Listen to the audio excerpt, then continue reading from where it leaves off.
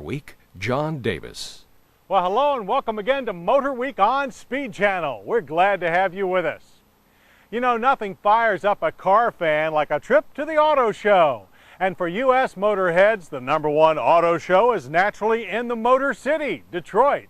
But if you didn't make Detroit this year, not to worry, since we did. And we're ready to show you everything that's new and exciting at the 2003 North American International Auto Show. And that's a lot. So let's get started.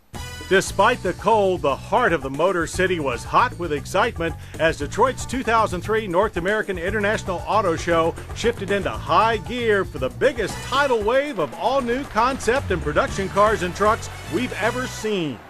The biggest rumble came from the wave of exhaust expelled by the Dodge Tomahawk, a four-wheel motorcycle concept that was little more than a 500 horsepower Viper V10 engine with a seat and handlebars. With 0 to 60 in 2.5 seconds and a potential of 400 miles per hour, Chrysler might just build this chopper sculpture if their lawyers can be appeased. You would be more likely to catch a wave in this Dodge Kahuna, a canvas-topped woody minivan concept that despite a short exterior has more interior space than a Grand Caravan. Or the return of the Dodge Avenger, a concept four-door sports sedan that hints of the domed rally car styling in store for the next Stratus. It would look great parked next to the Dodge Durango Hemi RT, which when production starts later this year will have a bigger grille, bigger interior, and bigger horsepower from a Hemi V8 than any other midsize SUV. The Detroit throngs also saw the Hemi V8-powered Dodge Magnum SRT-8 Sports Tourer concept showed earlier at the Los Angeles Auto Show. This hunkered-down wagon foretells the new rear and all-wheel drive Mercedes-inspired chassis that will replace Intrepid and other Chrysler front-drive large sedans in 2004. Ford opened the corral on a herd of concept models from its global brands. But no steed got more attention than the 400-horsepower Mustang GT concept. Looking like a reincarnated 67 Mustang, the V6 and V8 fastback coupe and convertible production cars will look even more timeless when they gallop down the street late this year. Further down the road, but just as likely, is the Ford 427. Ford thinks a muscular blast from its past might reinvigorate its full-size Crown Vic, but this rethink of a 65 Galaxy has a 590-horsepower V10 under its hood. Almost lost in the hoopla was the Ford Freestyle FX concept. Except for the sliding rear roof, this car-based 7-passenger all-wheel drive SUV is for real. Due in showrooms in 2004, the V6 Freestyle has second and third row seats that fold into the floor. A more futuristic SUV concept is the Ford Model U. The Model U is comprised almost totally of recyclable or environmentally friendly materials. Everything from seats to dashboard have a changeable plug-and-play design, while the four-cylinder engine is hydrogen fuel. But the Model U and everything else Ford plans depends on the success of the all-new 2004 Ford F-150. When it arrives this summer, the world's best-selling vehicle will be the first pickup series with 4 doors on every cab. Small rear access doors give even the regular cab impressive interior access. Super Cab and Crew Cab F-Series are 6 inches longer for more interior comfort, while styling borrows heavily from the Super Duty and last year's Tonka concept. A new 5.4-liter 24-valve V8 will churn out 300 horsepower and provide the starting point for this F-Series concept, the next SVT Lightning.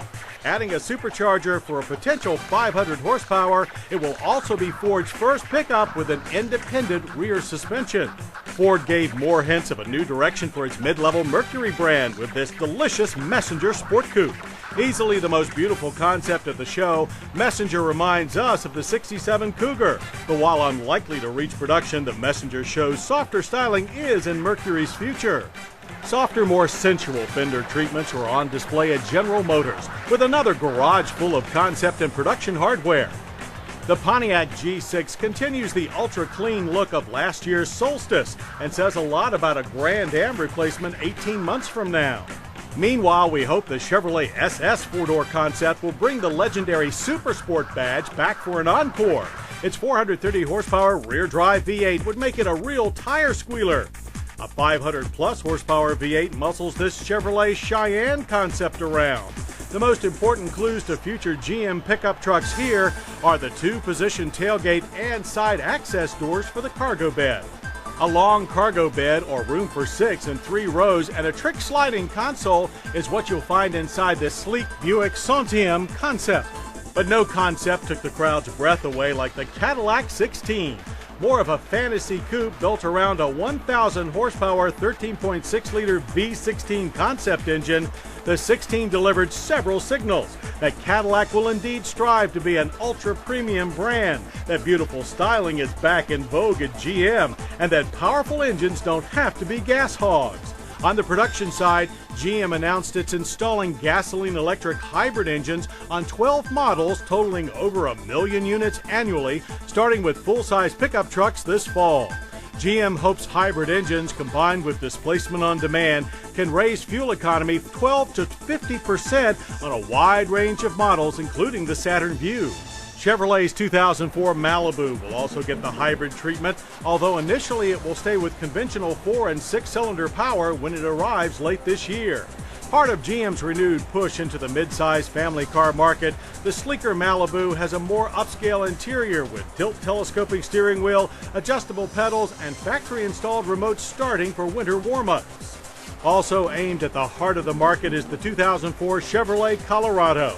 Along with the GMC Canyon, this replacement for the compact S pickup grows to midsize. Power comes from new dual overhead cam 4- and 5-cylinder engines derived from the Trailblazer's Vortex 4200 i6. Regular, extended cab, and crew cab models will arrive before year-end. About a year from now, the 2005 Chevrolet Equinox arrives. With some basic architecture borrowed from the Saturn Vue, this good-looking compact SUV will include a standard V6 5-speed automatic powertrain and front or all-wheel drive. But that's only the domestic brand slice of the 2003 North American International Auto Show. We'll have all of the new import brand premieres later on this edition of Motor Week.